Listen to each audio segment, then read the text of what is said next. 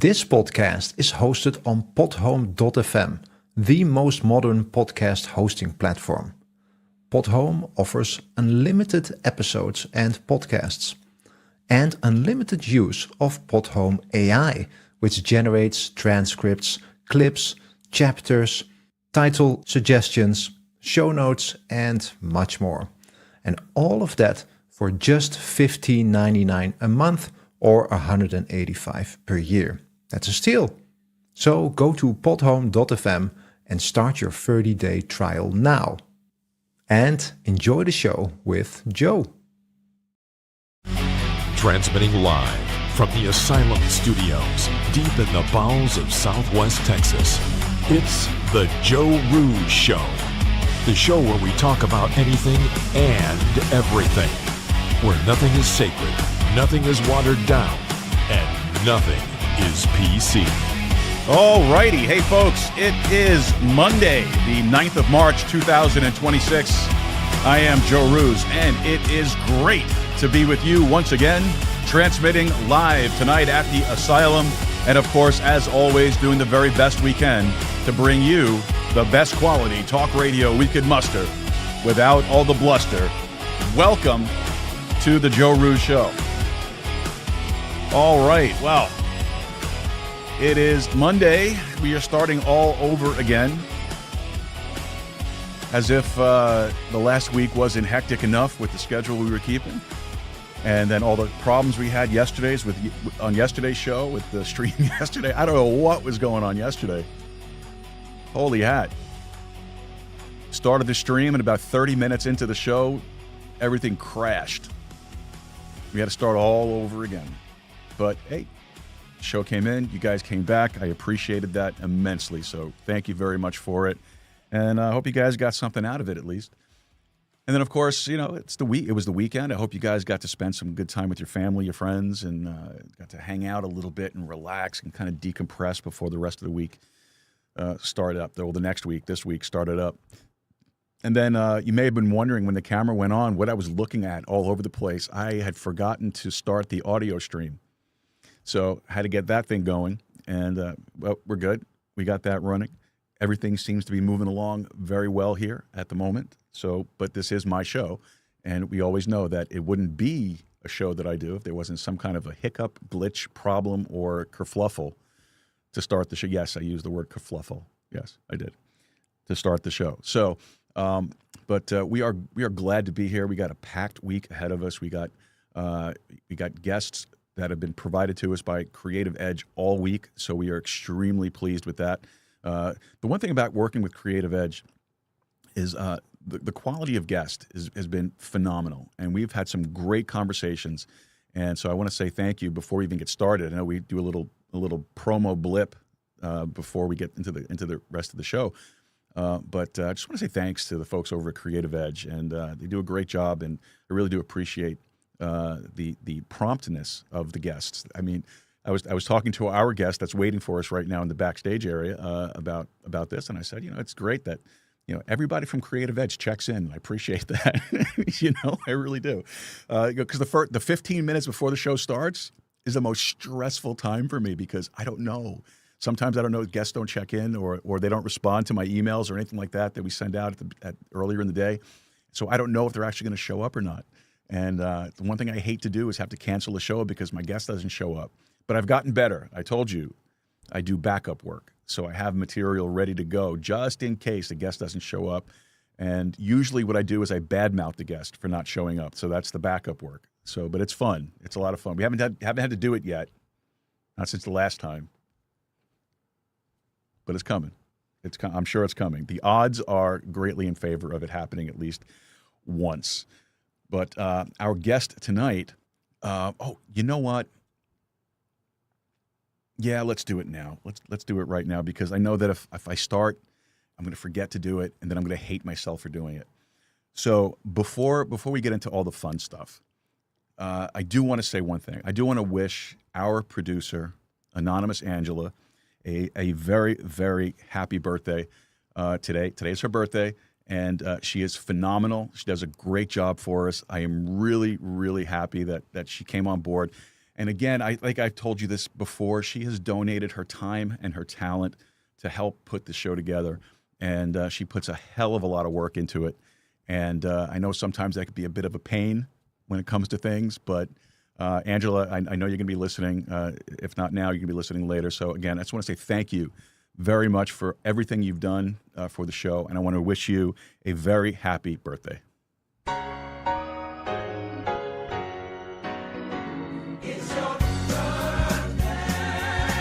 It's the day that you were born. It's the day your mama brought you home. It's a special day. Let us celebrate. Yeah. Happy birthday. Happy birthday. I'm gonna celebrate with you. Time to celebrate. Tell everybody. Come on, y'all. Come on and celebrate on your birthday. Come on, y'all. Hey. And many more. All right, there's enough of that. Happy birthday, Angela. God bless you. I really appreciate you. And I hope you have a great day and get to do some great stuff with the family for your birthday. All right. Well, now that the pleasantries are out of the way, no, I love Ann. She knows that. She's great. She's fantastic. So my guest that's waiting for us very patiently, and again, I appreciate it, is going to be very, very interesting conversation tonight. It's not a subject we haven't spoken about before in the show, and I'm hoping that we'll be able to kind of get deeper into the particular subject matter. But basically, the whole thing comes down to this: what does it mean to feel buried alive in your own life? Whether it's trauma, addiction, regret, or just the weight of everything piling up. You know, millions of people feel stuck in a hole that they really can't climb out of. I've been there numerous times, more times than I want to admit. But tonight's guest says recovery isn't just therapy, it's a discipline, almost like training in a martial art. A little hint there for you. Eric Fisher is a trauma counselor, an addiction recovery expert, a black belt martial artist, and the author of Buried Alive. And tonight, we're going to be talking about trauma, resilience, addiction, and how people can dig themselves out of it when life buries them. But before we get into it, just some housekeeping stuff, really, really quickly. Just folks, don't forget to head over to our website, joerooz.com, joerooz.com. And when you get over there, look for the pancake up in the upper right corner there. Open that thing up. There's a contact form there. Send us over a message. Let us know whatever's on your heart, whatever's on your mind. Any questions, comments, cares, concerns, complaints. There shouldn't be any complaints. But if you have them, send them on over to us. We would love to be able to address them in the appropriate manner. Delete. But maybe you have a suggestion for a guest. Maybe you have a suggestion for a topic of discussion on the show. We would love to hear from you guys. Okay, so use the contact form. If you don't want to use the contact form, totally fine. I get it. I don't like them either. Those CAPTCHAs drive me crazy. And because, you know, the CAPTCHA, right? Move the little puzzle piece. You do it like 17 times. You never miss, and it still tells you it's wrong. I don't get it. That's why I don't really like to use the contact forms. Email me directly at info@joerooz.com. That's info@joerooz.com. Or you could actually use the comment section right down there below on Rumble and on YouTube. And if you're on YouTube, consider coming over to Rumble. Get off YouTube. We're almost done on YouTube. Our 2 strikes are counting. We got one more coming, I'm sure. So come on over, because I'm not going to do the sensitivity training that they want me to do. And I call it sensitive. It's not really that, but it's what I call it. I am not doing the sensitivity training to get rid of the strikes, because I stand by what I said. So come on over to Rumble. We're good here. It's beautiful here. It's fantastic here. Come on over to Rumble. All right. And also, folks, don't forget, this is a live show, weeknights, 7 p.m. Central Time, 8 p.m. Eastern. Don't forget our Saturday show every other Saturday with our resident crypto psychic, Marissa Lee, where we talk about all things cryptocurrencies, and sometimes we dip into the politics. And then also don't forget our Sunday show. Every Sunday at 2 p.m. Central Time, we have our Sunday Bible study show. And we're on our new series in the book of Revelation. We just finished discussing at great length Revelation chapter 4, verse 1. So we haven't even gotten to the whole chapter yet, just verse 1. And because it's packed, and you got to check that show out. That was yesterday's show. and which kind of makes sense as to why we had all the problems yesterday. You know, it was just something not wanting to be revealed. So check it out. And then next week we'll continue on with that on Sunday at 2 p.m. Okay? Also, if you would, please, very, very important, don't forget to like, subscribe, and share the show with your friends, your family, and your followers. That way you will help us to spread the good news, the joy of this show. All right. I know I'm saying that sarcastically, but you know how it is. It's all right. So do that for us, all right? Like, subscribe, share, friends, family, followers. Very, very simple. All right. Now, tonight's guest is brought to us by Creative Edge. Publicity at its finest for all creatives, your brand, and your future. The folks at Creative Edge are fantastic, like I said earlier. All right. Well, our guest tonight is Eric Fisher, a trauma therapist, addiction recovery counselor, martial artist, and an author. He's a Canadian certified counselor based in Calgary who spent more than 15 years helping people deal with addiction, trauma, and emotional struggles. He's also the author of Buried Alive, 4 Ways to Free Yourself from the Dirt, which tells the true story of his father nearly dying in a trench collapse and then uses that experience to explore how other people can overcome adversity. Along the way, he's trained in trauma therapies like ART, A-R-T, and EMDR. He earned black belts in 2 martial arts, written award-winning screenplays, which I find very interesting as well, and even interned with the FBI twice. So tonight, we're going to be talking about resilience, trauma, addiction, discipline, and how people can dig themselves out of when life just buries them. Eric, a lot of words there. Welcome to the show. Thank you, Joe. Thanks for having me on. I love everybody. It's great, and I appreciate your patience in waiting while I wished Angela a happy birthday. We had to do that. Hey, happy birthday, Angela. Not a problem. I hope that your 25th birthday goes well. 25 and holding. 25 and holding. That's a good one. I'm going to remember that one for the future. Absolutely, sir.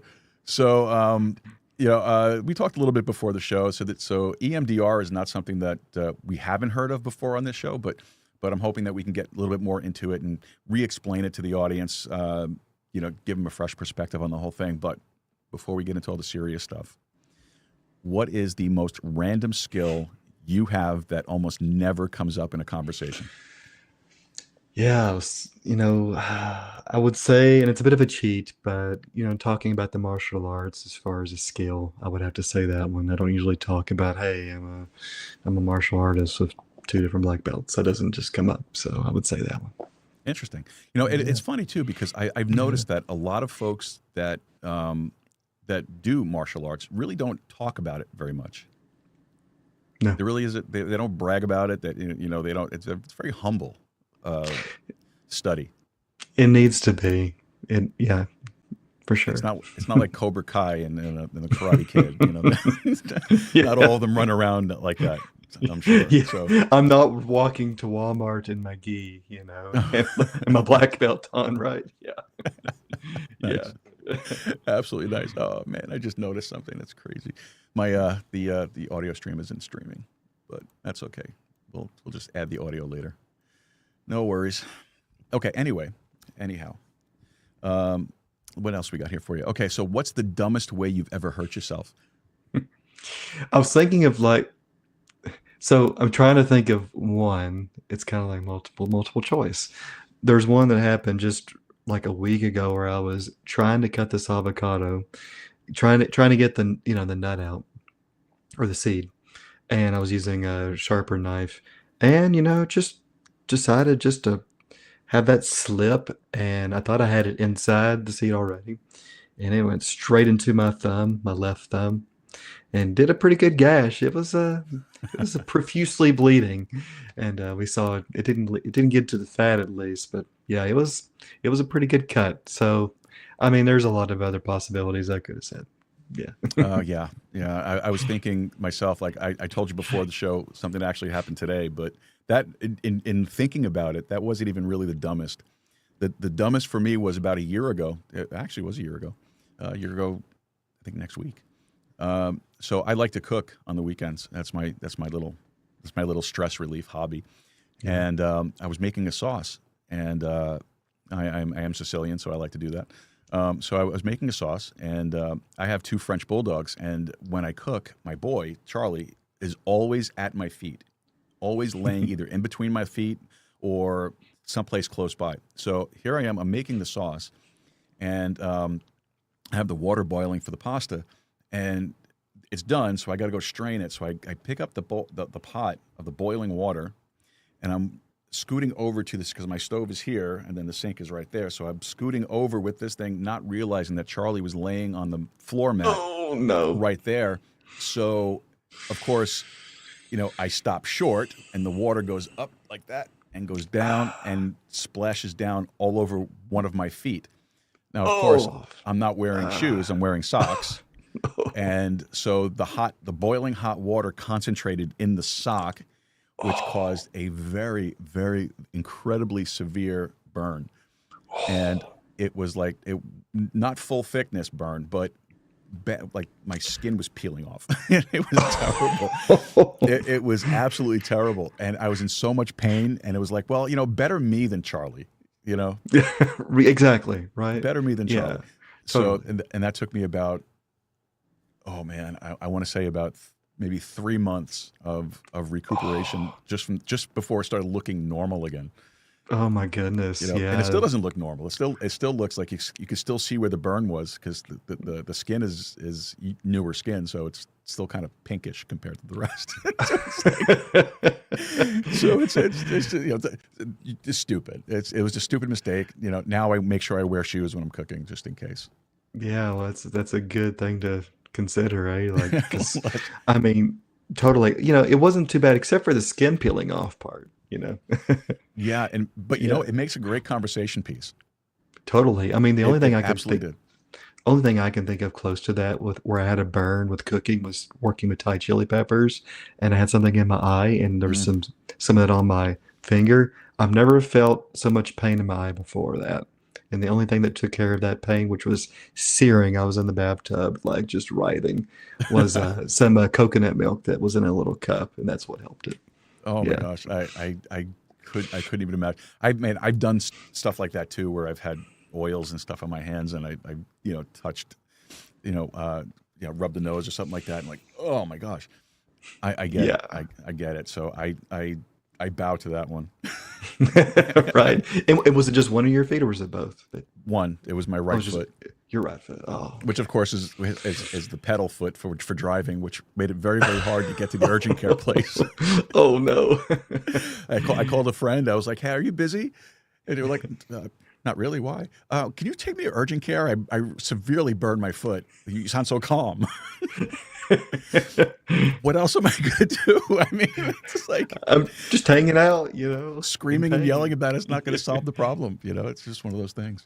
But all right, way too much time on this. All right, so Eric, you grew up in Tennessee, which I can tell by the accent, which is great. I had a great friend named Walt Parker from Tennessee, and you guys, his voice was a little more gravelly, but same accent, which is awesome. Nice. So you grew up in Tennessee, but you practiced counseling in Canada. So how did that happen? Oh, well, the old wife, she happened to be from Calgary, Alberta, Canada. So I surrendered up here back in 2014. I like that, surrendered. That's usually the word that I'll use. We went from Mississippi, where we lived for about 10 months, to New Zealand for Wow. a little over a year. A friend of mine had a spiritual emergency that I helped him out with, just to help as a Christian brother. And then after that, came to Calgary. Been here Oh, wow. ever since. Yeah. Wow, that's so something I talk about on the Sunday show frequently is as I tell folks to send us over prayer requests, because the Bible admonishes us, and we're not going to get to a Bible study tonight, but just talking about what you said there, the Bible admonishes us as believers to bear one another's burdens, and one of the ways that we can do that is by praying for folks, and so the fact that you flew all the way to the other side of the world to help a friend, I think that qualifies as bearing a burden. And that's I a great appreciate story. that. That's a great Appreciate story. that. Yeah, thank you. Now, what originally pushed you toward working in addiction and trauma counseling? Well, with the addiction part, I was close to losing my job. I wasn't billing enough of a certain insurance, and long story short, I was given the choice, like either like leave my position or look for another position in the company. And so my lovely supervisor gave me the opportunity to work in an inpatient treatment facility for addiction. And so that's how I actually got into that work. Didn't have any experience before. I mean, sink or swim for sure. The first day, like you got like 3 intakes and a group, and you got a like, counseling set. It was just like, okay, all right, here we go. I'm in it. So that for that one and for trauma, that was more of a gradual descent as far as learning about different therapies, different tools, techniques. And after I was trained in EMDR and ART, I did start to work with trauma a lot more. Of course, with working with addiction, trauma is not that far behind. Yeah, I can imagine that. Now, and you also worked in inpatient care and outpatient treatment settings. What did working in those areas? What did those experiences teach you about how people actually recover? Well, I know that there's a lot of discovery when it comes to the inpatient treatment, and recovery will happen after someone leaves. But I'm in awe of the amount of resiliency that it takes for someone to persevere, and the importance of spirituality for someone to persevere along with resilience. Yeah, yeah, and then you're also a martial artist, and Yes. and we talked about that a little bit already. How did that become part of your, I guess, your personal philosophy regarding mental health? So from around 10 to 12 years old, around 13, I did Wado karate. So a very, impressionable developmental time. And then also I did 16, 18 years old, my other black belt in American Kempo and a little bit of Jiu-Jitsu. And so when it comes to mental health, it comes to working with people, when it comes to addiction or trauma, just the importance of balance, the importance of self-control, the importance of discipline, the importance of community, since we're bashing each other's heads in, kicking each other's ribs, and well, with sparring gear on, of course. And Right. so, Of course. yeah, I would hope so anyway. yeah, it's not blood sport, but so there's just the importance of all these different concepts that I came to know. And in the first book that I wrote a few years ago, that was a big part of writing that book, was applying those concepts. Now you're also trained in art, and EMDR. Like I said earlier, we've had guests on the show who talked about EMDR and so on. But take us back to the beginning on that. Give us some background on what exactly ART is and EMDR, and explain it to us in English. As opposed to like computer binary language Yeah, code. the super technical language. Yeah, totally, like with all these jargon words that no one's going to really understand. Exactly. And sometimes I don't even understand them. Like somebody once so- said, explain it to me like I'm a 3-year-old. Totally right. Give me that 3-year-old elevator pitch. There you go. So with ART, accelerated resolution therapy, keep the knowledge but lose the pain. So we're working with images in this therapy. A person doesn't have to verbalize their trauma. I've worked with folks where I didn't even know a lot about what they were actually working through, because they don't have to regurgitate verbally what they've been through. And so we're working with images. Wordplay, metaphors are also a big part of this therapy. Mhm. And there are scripts in the therapy that are used. It's very procedural, yet a person gets to find a way to put that trauma back in the past where it belongs. And with EMDR and with ART, it's like taking a bullet out of the wound, so that infection can cease. Allow that person to heal. And trauma is really just having that bullet in the wound continuously. And it's oozing, it's toxic, all that. So these therapies allow that bullet to be taken out and allows that person to heal. And ART is so empowering because that person's making the changes themselves. I'm using what's called bilateral stimulation. I'm waving my hand. It's not hypnotism. They're in full control, and I'm not going to make them empty credit card or their bank accounts, or you give me their Amazon password. While squawking like a chicken. Squawking like a chicken, yeah, exactly. And I've seen a hypnotist do things like that on a more of an entertainment scale. Uh, so with ART, a person gets to change these images to what they would like to see moving forward, and they get more power and control. And EMDR, very much a different therapy. And if you want me to go more into that, I will. Please explain that. Because I'm very interested in EMDR. Like when we had that previous guest on and he talked about it, it really, to me, it's fascinating. So this is like an education experience for me as well. So educate me. Okay, alrighty. So there's 8 phases to EMDR. Doing it. Well, first of all, what does EMDR stand for before you even get into it? And I encourage someone to try to say this 4 times really quickly. Eye movement desensitization and reprocessing.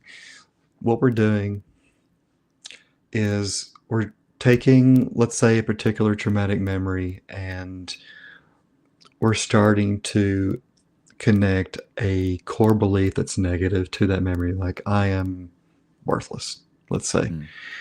We start to desensitize someone to that memory that's traumatic along with that negative core belief. And then later on, and it takes some time usually, we start to do what's called, I forget the jargon word, but we start to bring in a positive core belief.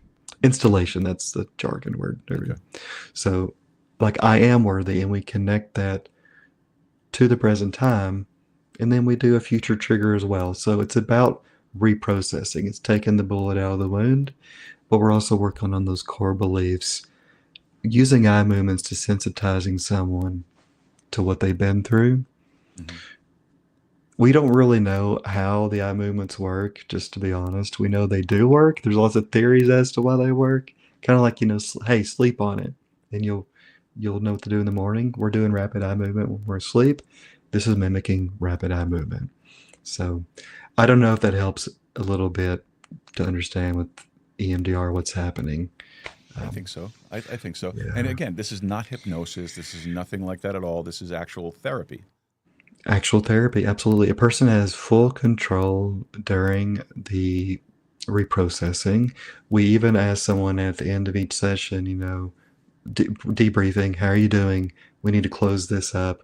Would you like to do a stabilization exercise to bring yourself from being so hyper-aroused, or maybe shutting down? So maybe this is a good place to stop. A lot of the work with ART and EMDR, if this was kind of like the line for what's considered like optimal zone of arousal, a lot of the work's going to be right above that line. We're going to be a little hyper-aroused for sure doing this type of therapy because we're going through some traumatic events.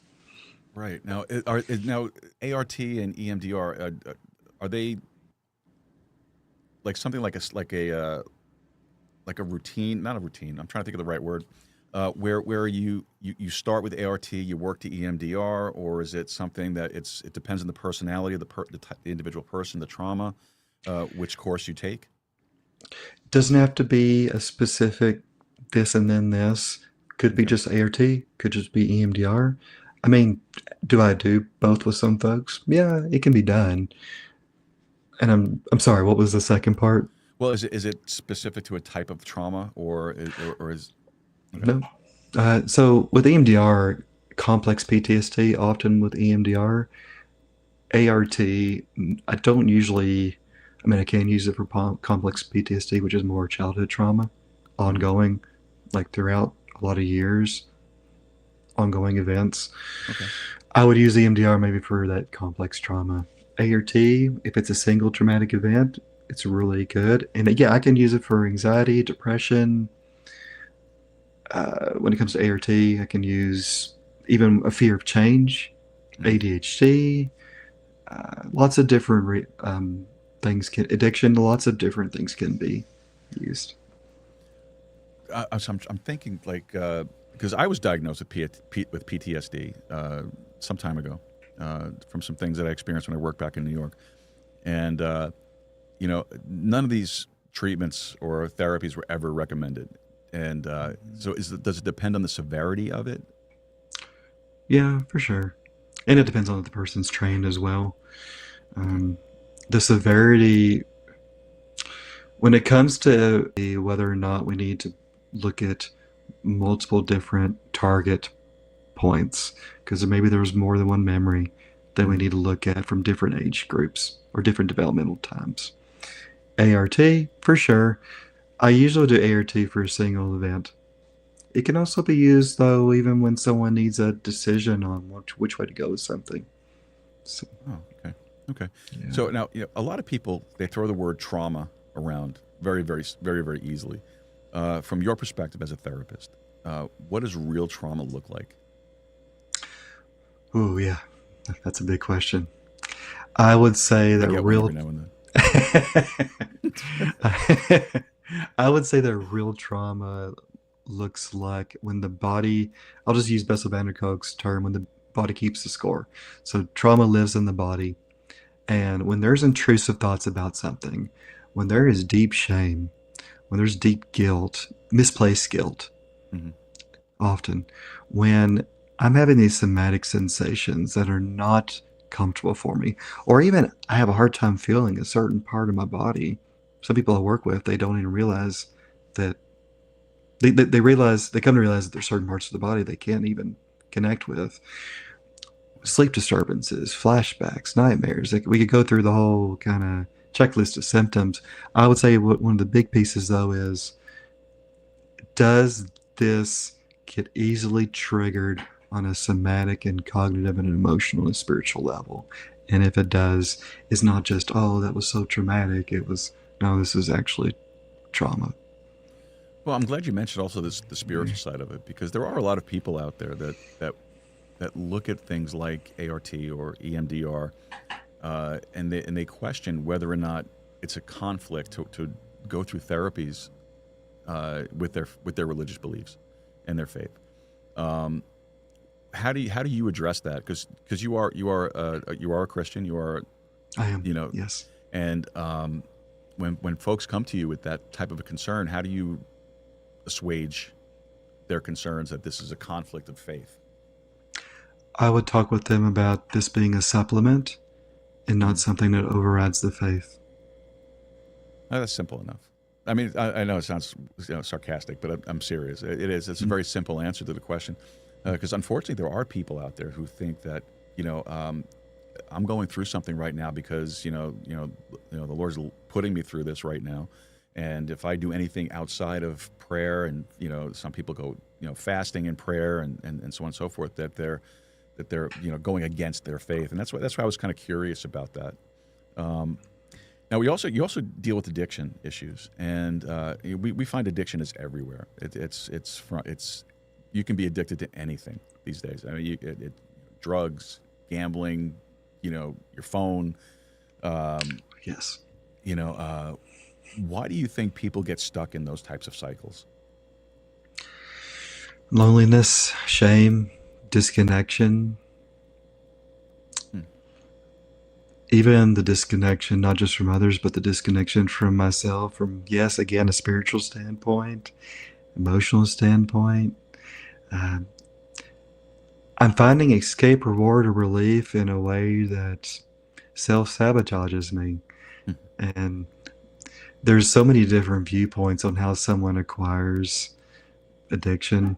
And, I tell folks that I work with, I don't care if someone thinks that it's a habit or a disease or a choice, moral failure, whatever they believe, a combination. As long as it doesn't betray the work that they're doing, then they can believe what they want to believe. Same thing with harm reduction or abstinence.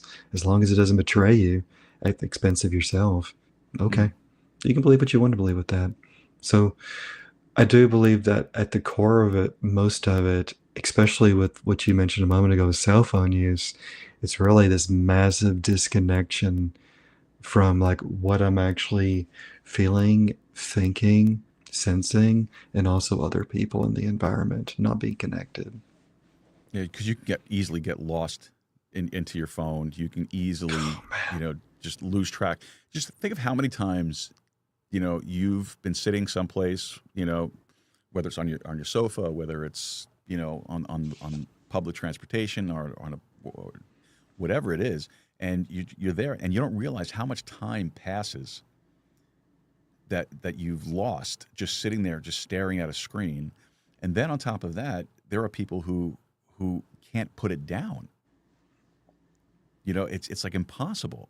That's all they do. Every 2 seconds, it seems like they're checking their phone. I do that sometimes. I get into little cycles like that too. Then I check myself.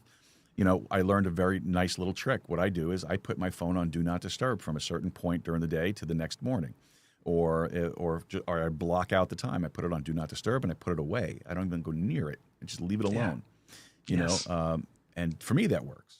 That's helpful for me. I'm sure there are many other ways people can deal with that type of stuff. And the one thing I never really understood is gambling.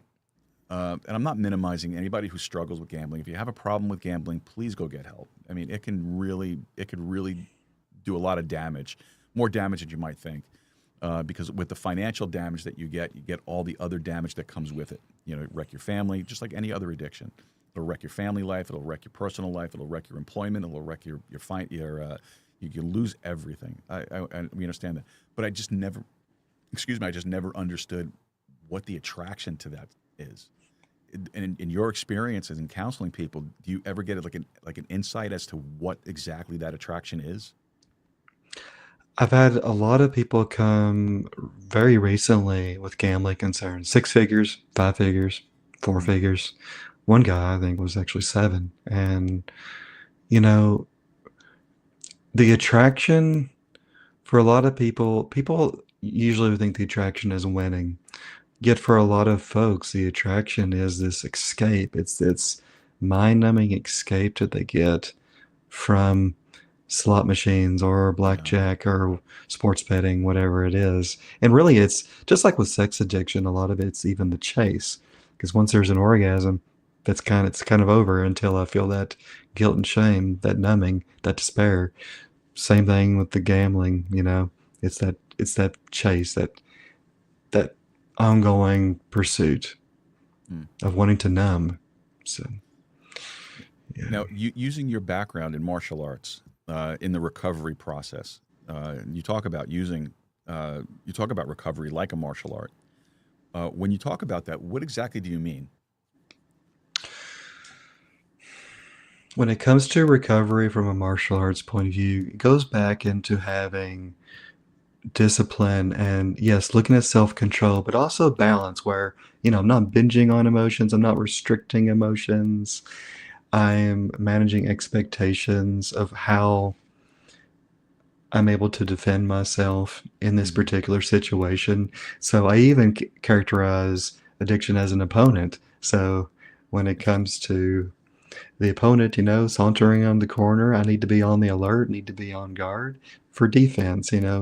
There's a thing called bullies, and those are jerks, and they use martial arts on the offense, without any type of threat. So that's kind of the way I looked at it metaphorically with addiction. And when it comes to recovery, it's bringing in these different elements like piercing responsibility, calming the inner critic, crushing shame, brushing the anger. So there's just these different metaphorical elements that I bring in from these techniques. So what's the biggest lie that people tell themselves when they're stuck in these destructive patterns? I can't change. You get that? Oh, go ahead. I'm sorry. yeah, I get that a lot. Yeah. Or I think even more deeply is I'm not worthy of change. I would think the I can't change. But I guess they kind of go hand in hand, though, right? Feeling like you're unworthy, and because you feel you're unworthy, you can't change. So yeah, okay, I could see that. That's interesting. I don't know. It's addiction. I'm stuck on addiction because maybe I'm addicted to addiction. I don't know, but it's something that I try to understand because I don't particularly see myself as having an addictive personality. I know there are people out there who do. There are people who have to be very careful about things that they put themselves into because they can easily fall into that pattern. Some people say it's genetic. Some people say it's a learned behavior. In your experience, where do you see that? Do you think it is something that's genetic, or is it something that's a learned behavior? I do believe the answer, at least in my experience, is a little bit of both. I do believe that the research shows, I think, between 40 to 60% with a genetic predisposition, yet the environment is going to play a key role with all these either protective factors or some factors that are not so protective that are actually going to bring me closer to having that as part of my life. And it is a part of my life, by the way. I mean, people think that's their core identity. My past is my history, not my identity. So with those behaviors that are done, addiction's a part of me, but it's not me at the core.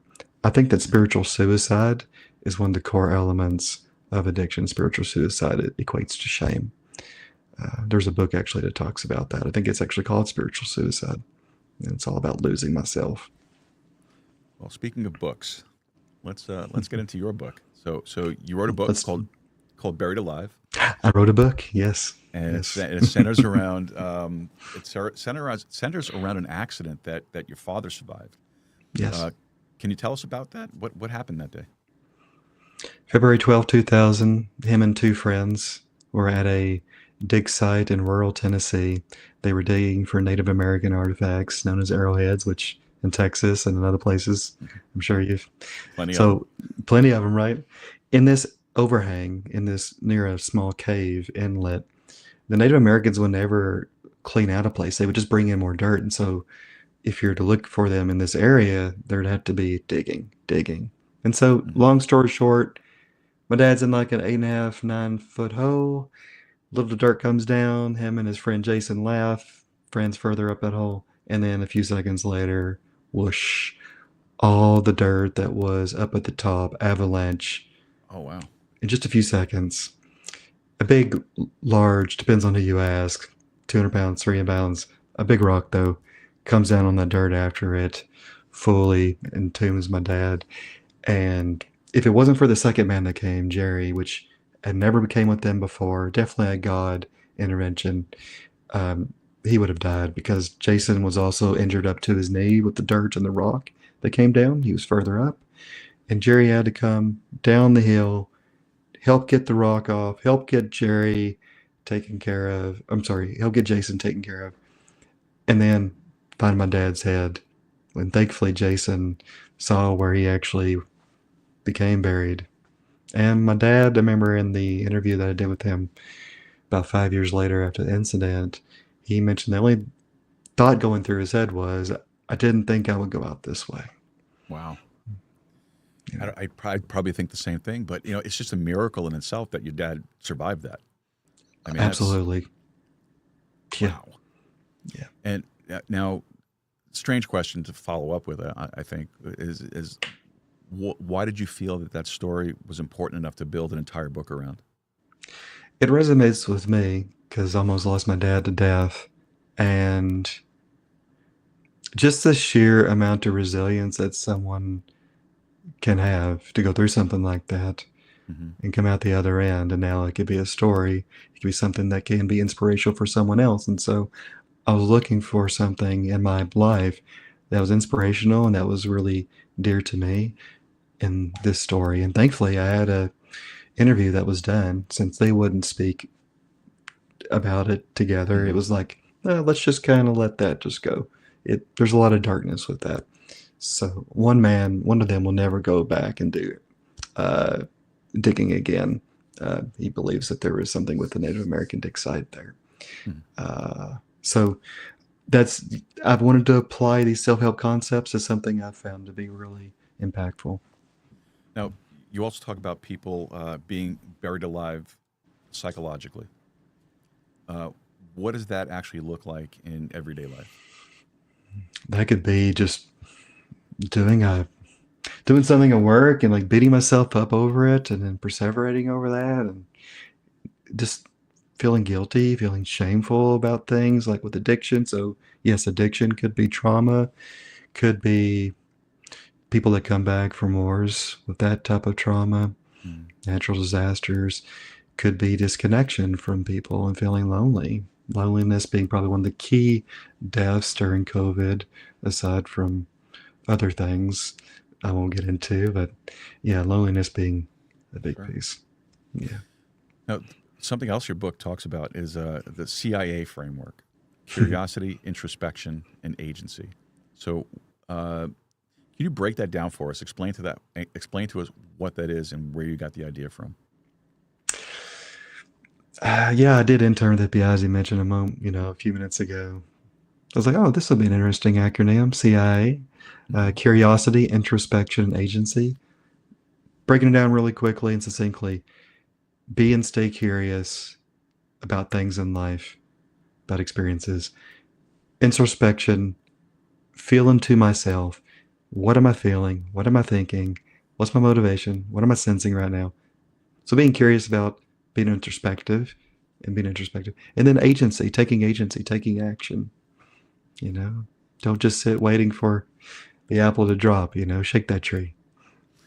All right, I like that. So, okay, now we also mentioned that, of course, you worked with the interned with the FBI, and it's kind of an unusual path, martial arts, interning FBI, for a therapist.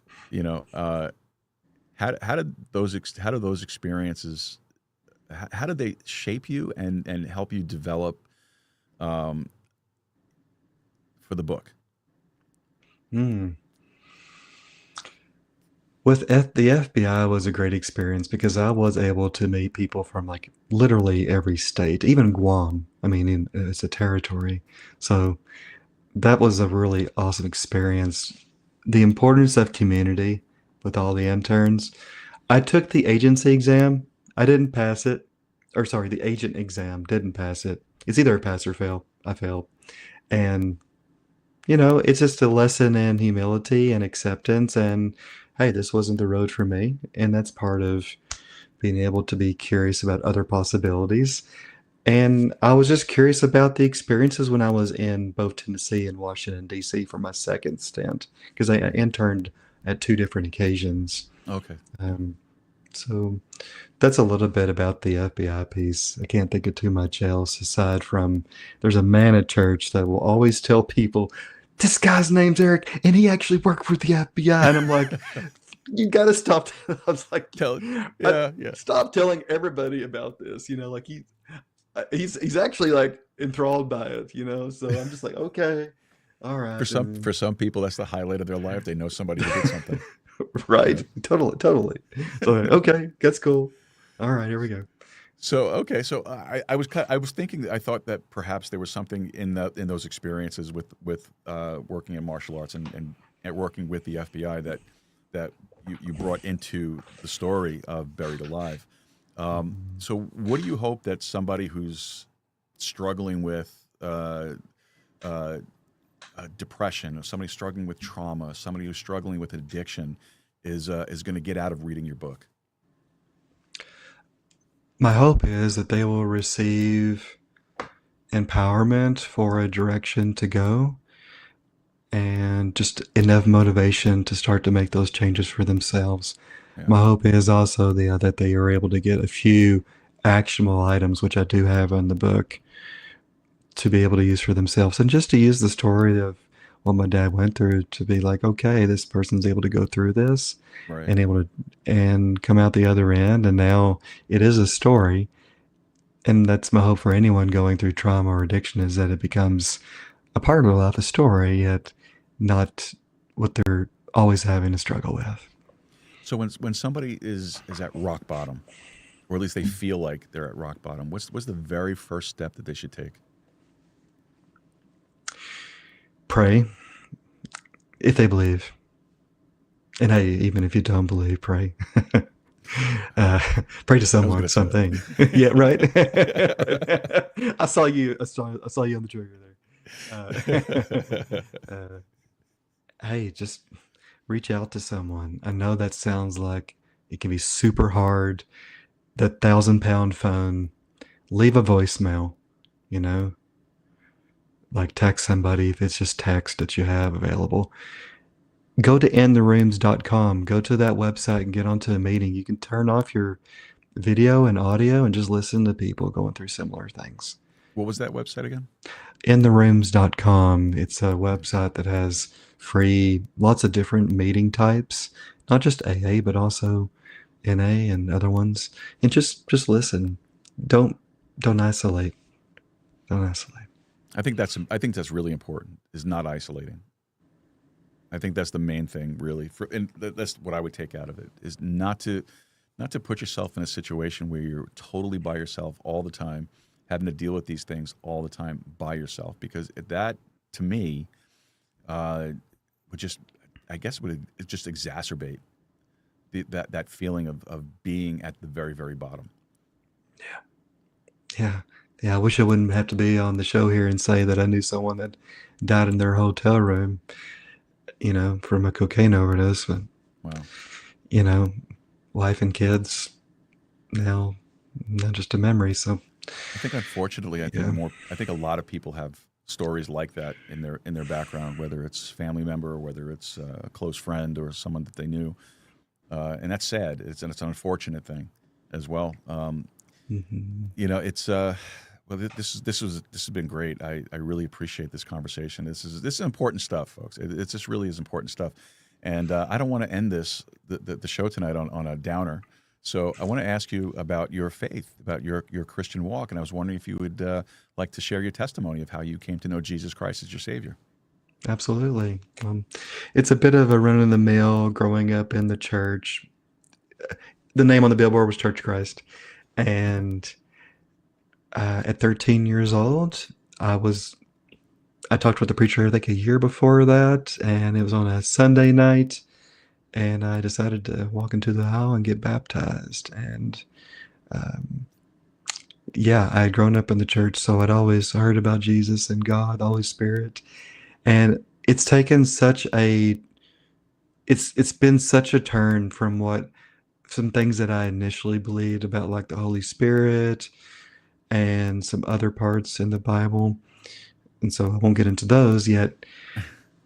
Being able just to say, this is my choice, when I was 13 years old, back in August of whatever that year was, back in, like 1999 or 2000. Yeah. Oh, you were 13? Yeah, I was 13. So I guess that'd be 97. I'm telling my age now, but yeah. That's okay. That's fine. I got saved. I got saved in July of 2000. I became a Christian. So awesome. So so it's been it'll be 26 years this year. So awesome, I'm aging myself there. My audience knows how old I am anyway. It's not a secret. It's no secret. It's none whatsoever. That's a great. I'm one of those guys that's kind of torn with. I don't know if it's a good thing to get saved at a very young age, to become a Christian at a young age, or to have experienced some life first. I'm not saying it for the sensual side of life, but I'm saying just to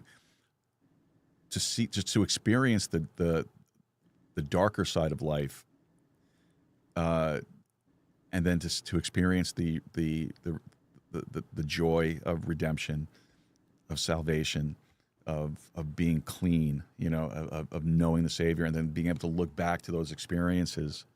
You follow me? Oh yeah, to totally. have that life experience to look back at and say, man, I was this, and this, but look what God did for me. Look how He changed my life around. But then again, also at the same time, I look at guys like yourself, 13 or some even younger, that come to Christ at that point, at that young age, and they're spared a lot of that trauma, if I could use the word, of those horrible decisions that lead you down these really dark paths, because you have a more solid. Now, I'm not saying that a Christian can't, drift away and do some horrible things. Absolutely, you're unfortunately, we're all still kind of tied up in this stuff, this flesh stuff, and sometimes the flesh wins over the spirit, and it's. So, like I said, I'm like on the fence with that. As far as, is it better to get saved younger, or is it better to learn the harder part of life before you get saved? And I'm not phrasing it the way I normally would, but that's how I think about it sometimes, though. What do you think? Do you think it's better to get saved younger or older? If I were to pick one, Joe, I would say it would be better for someone to get saved older because they can see the magnificent, just the change. Like Paul the Apostle, like he definitely got saved later after being a Pharisee of Pharisees. And that's maybe a good example of someone in the first century. So I would say probably that. I mean, pros and cons, perhaps either way, yet I think that just the testimony that someone can give, like I don't see my testimony, like I mentioned to you on how I came to be a believer. It's not, it doesn't hold the same weight.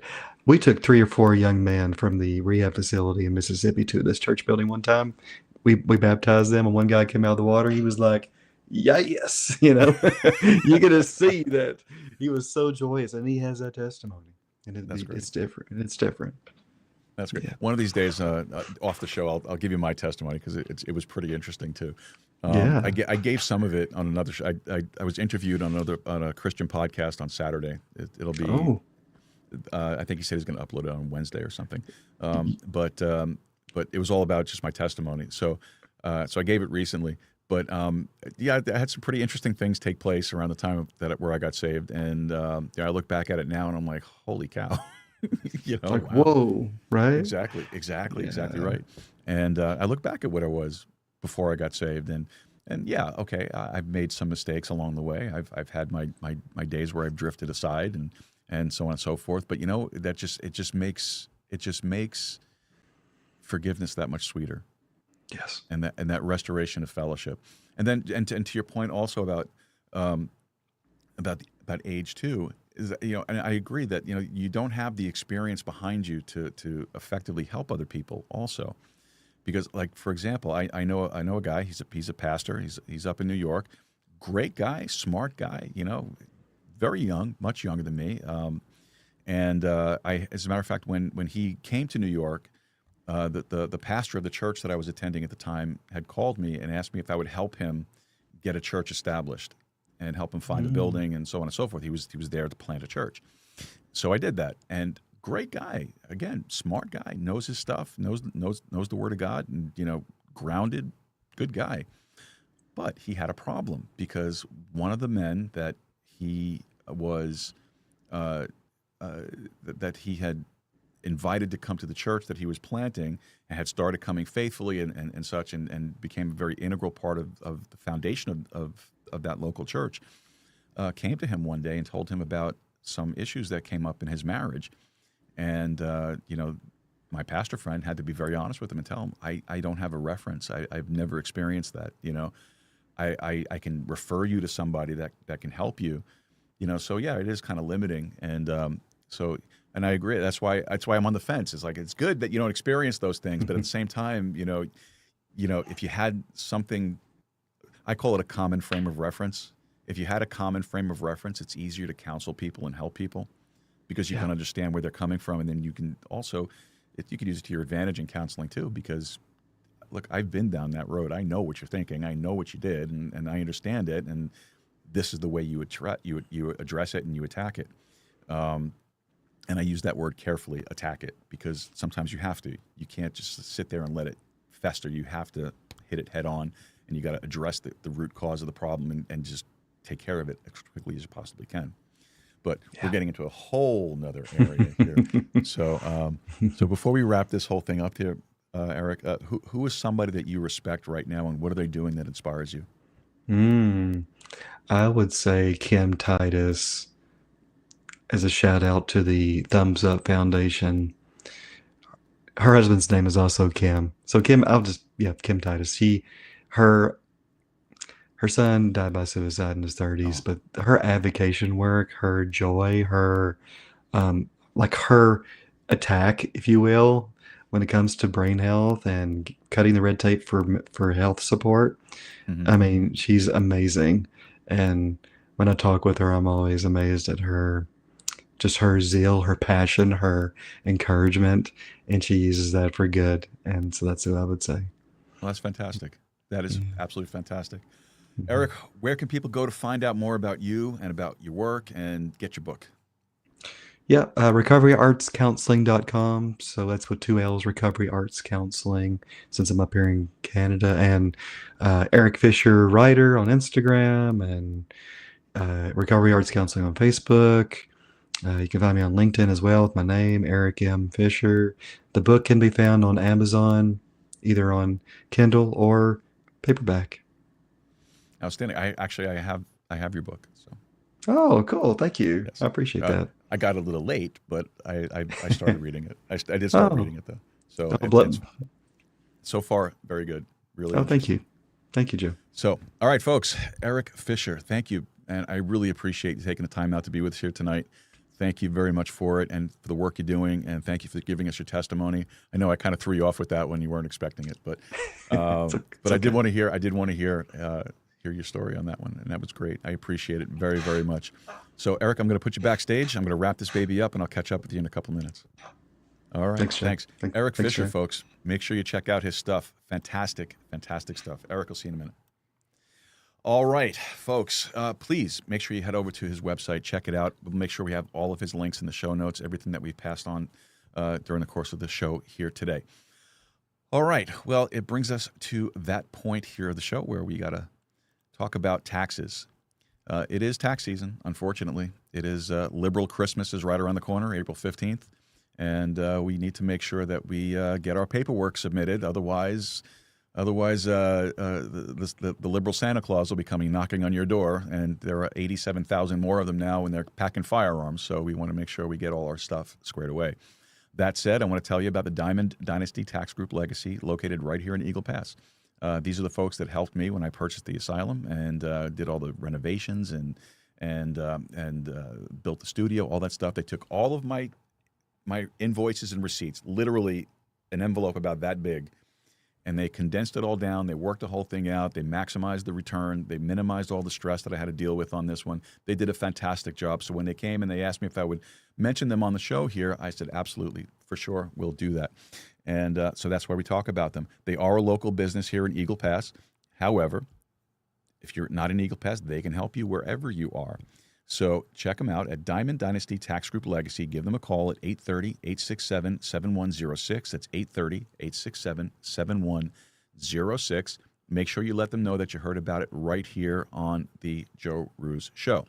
All right? And remember, folks, when you get that refund, it's not free money. That's your money that you loaned to the government that they're paying you back without any interest. Just remember that, okay? So don't go waste it on something that you don't really need. Use that money like you would probably have used it all year long and invest in something that's going to get a good return for you, all right? Just a piece of advice from Uncle Joe, okay? All right. And, also remember, taxation is theft, okay? Let's remember that. All right, folks, shout-outs, of course, to our producing team, executive producers Wayne Rankin, Rosanna Rankin, Carolina Jimenez, Marissa Lee, and, of course, the birthday girl, the inestimable anonymous Angela. Thank you guys so much for all that you do. Folks, they donate their time, their talent, and their treasure, the 3 T's we call it, which is part of our value for value model. So if you find anything of value in the content that we're putting out, all we're asking is that you return that value in the form of a donation. And again, it could be your time, your talent, or your treasure. Any one of those 3, all of those 3, doesn't make a difference. As long as you have the means and the ability to do it, we would appreciate that. Look, if you feel like you're only getting $1 worth of benefit or enjoyment or entertainment or education from what we're putting out from our content, then just donate $1. That's fine. Everything that we get helps. And remember, nothing that we bring in from this show goes in my pocket. It all goes right back into the show. It covers our platform fees. It covers our registrations. It covers all of the stuff that we got, the website, all that stuff. All goes right back into the show. So we really do appreciate it. And if you could help us out, if you have the means to do that, we'd be incredibly grateful for it. All right, folks, listen, remember, tonight's conversation reminds us that there's some really powerful things out there. Life has a way of burying people. Sometimes it's trauma, sometimes it's addiction, sometimes it's regret, loss, sometimes even the weight of mistakes that we've made. And for a lot of people, it feels like the walls of that hole just keep collapsing in and just keep falling down upon us. But the message that Eric brought to us tonight is that recovery isn't magic. It is discipline. It is curiosity about yourself. It's the willingness to look honestly at where you are and then take the first step to get out. Just like training in the martial arts or rebuilding after any setback, resilience is something that has to be practiced, and it can be practiced. And if someone is listening tonight and they feel buried, just remember this. You don't have to climb out all at once. You just have to start throwing dirt out of the hole. All right, folks. Thanks for being with us here tonight. We really do appreciate it. Don't forget, head over to our website, joerooz.com, joerooz.com. Leave us a message, complaint. No complaints. We don't want complaints. Send us a message. Let us know what you're thinking. We really would appreciate it. If you need to get in touch with Eric, let us know. We'll put you in contact with him. All right, folks. Make Texas independent again. Go podcasting. Keep a steady stride. And remember, very important, keep talking. Good night, folks. We will see you tomorrow night. Have a great night.